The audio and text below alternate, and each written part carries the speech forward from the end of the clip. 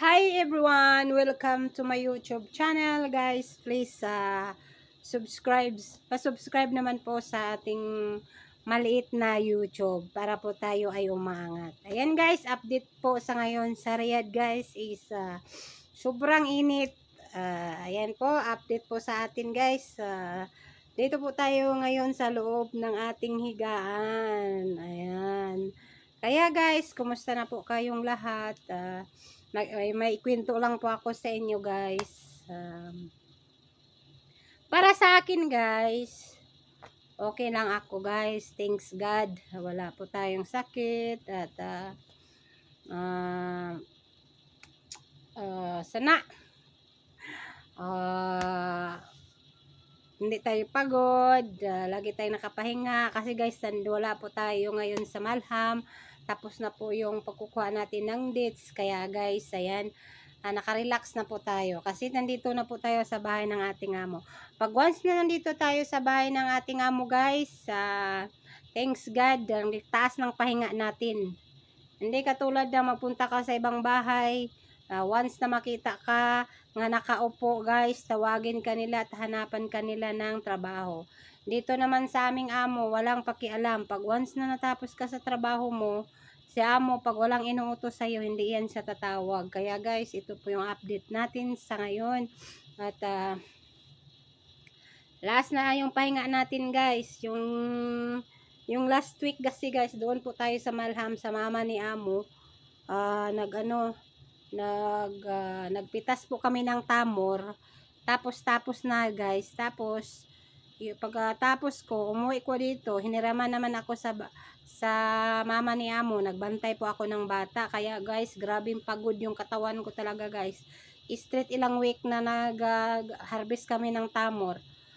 Start ng 6:30 hanggang mga 2 o'clock or 1 o'clock kami matapos sa aming pagkalinis ng tamor, kaya sobrang bagsak yung mga katawan natin guys. Kaya sa ngayon guys, thank you God, okay na, pahinga na tayo, taas na tayong pahinga dito pag once na pagkatapos natin maglinis guys, at wala po tayong plansahin, nakarelax po tayo guys, dito po tayo sa ating higaan, nagigahiga at nanonood ng mga YouTube, mga videos, ayan. Kaya guys, please subscribe my YouTube channel guys, para po makatulong po sa aking magulang guys. Kasi yun nga guys, ang lagi kong kinikwento sa inyo na yung mama ko is na stroke. Sa ngayon guys, hindi nyo pa siya masyadong makikita kasi po nandito po tayo sa Riyadh, nagtatrabaho. At naghawak sa mama ko ngayon is ang kapatid ko na babae. Siya lang po ang isang naghawak ngayon guys, kaya hindi masyadong nabubuhat yung mama ko at laging gustong nakahiga, upo saglit, tas higa. Kaya ayan, kailangan talaga may ano siya doon, may salit-salitan or dalawa sila para mabuhat nila ng maayos ang aming mama. Kasi pag once na silang mag-isa guys, siyempre mabigat po yung ating mama. Kaya kailangan po dalawa magbubuhat sa kanya. May magkapatid naman kasi kaming lalaki guys, laging busy at hindi mo maasahan na makatulong doon sa ating magulang para bubuhatin. Kaya yung nagbantay sa ngayon, yung kapatid ko lang na babae guys, nandun sa kanya. Kaya guys, thank you pala sa nag-subscribe sa aking YouTube, sa maliit kong YouTube channel.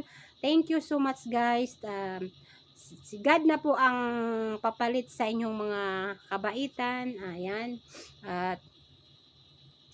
At makauwi ko sa Pilipinas guys. Nakikita nyo po araw-araw yung mama ko kung anong sitwasyon niya ngayon guys. Kaya guys, sa totoo lang guys, gustuhin ko mang umuwi para lang mag-alaga sa mama ko guys. Sa ngayon hindi pa pwede kasi kinakailangan din natin ng mag-uwi na may pera tayo, kasi hindi naman pwede na mag-uwi tayo wala tayong pera kahit kunti lang guys, para may konsumo din tayo ba, kasi hindi naman pwede na umuwi ka na umaasa ka sa mga kapatid mo, kasi may mga pamilya na din yun sila. Kaya maghanap po tayo ng paraan na once makauwi tayo, magawa tayo ng tindahan at magnegosyo tayo kunti para may araw-araw tayong kuhanan. Kasi lalo na may anak tayo nag-aaral guys. Kaya guys, please subscribe my YouTube channel and like and share po. Kahit mga ganito lang po yung mga video guys. Salamat po sa inyong panonood at pag-subscribe sa aking pag-start pa lang na pag-YouTube guys. Thank you so much na nandyan kayo lagi nanonood sa aking YouTube. Ayan. Sana po guys, hindi kayo magsawa sa panonood ng aking video. Kahit mga ganito lang, mga simple lang guys. Kasi alam nyo naman guys, pag once na nandito sa Riyadh guys, hindi ka masyadong makakuha ng mga video kasi bawal guys. Kaya na lagi nyo mapanood yung mga videos ko, it's sumasayaw lang, mga ganito, nagdaldal. Kasi guys, hindi tayo pwede na magkuha tayo ng mga videos sa mga paligid ng ang bahay ng ating amo. Kasi siyempre guys, YouTube to, makikita nila, baka malay mo manonood sila ng TV. Siyempre nakaano tayo, dumaan yan, kaya dumaan. Kaya ayan guys, thank you so much sa inyong panunood at pag-subscribe sa aking YouTube channel.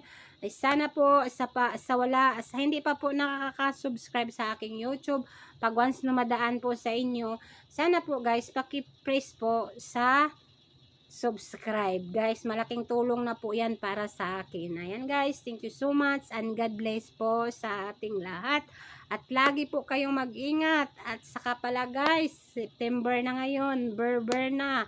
Advance Merry Christmas po sa ating lahat. At sana masaya po tayo sa darating na Pasko. Ayan, God bless. Love you all.